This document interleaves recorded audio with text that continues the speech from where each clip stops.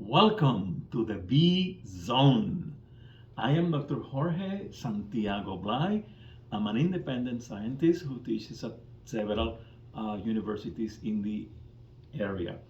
I am studying the bees of a little bit of the forest behind the Nature Center at Nixon Park. I work in this project in collaboration with Mr. Sam Drogi, who is a scientist at the U.S. Geological Survey. What do we do? Well, first of all, why do we do all of this? We just want to know how many species of bees are here at Nixon Park. But I have learned the hard way, I should say, that I shouldn't be so ambitious. Why?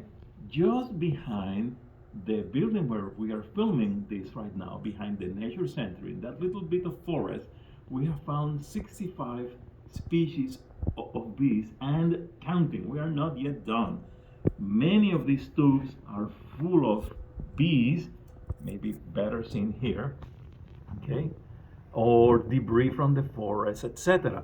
So when we realized how many species we were wondering, we refocus and said, well, we shouldn't be saying that we are studying the bees of Nixon Park, but the bees of a little bit of the forest at Nixon Park.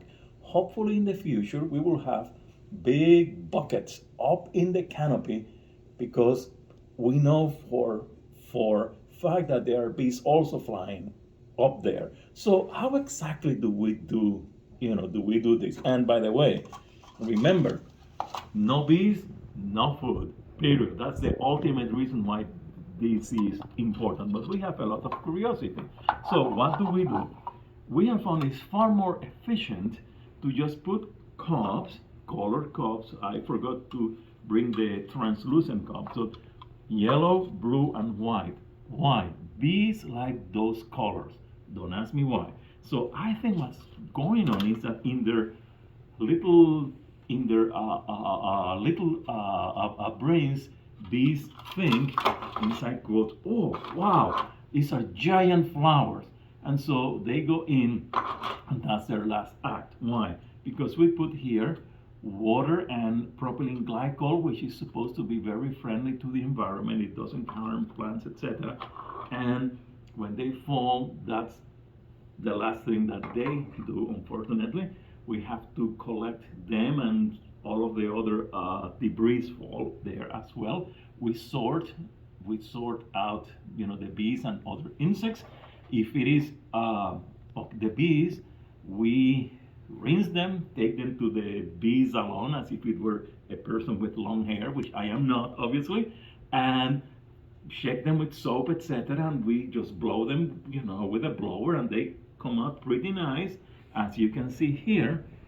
And then once they are dry, they are ready to be pinned in a very professional way, labeled, and the label indicates where exactly they were collected within the little forest behind the Nature Center. And then they are ready for identification. You can see that some of the bees are really very pretty. Look at these, metallic green ones.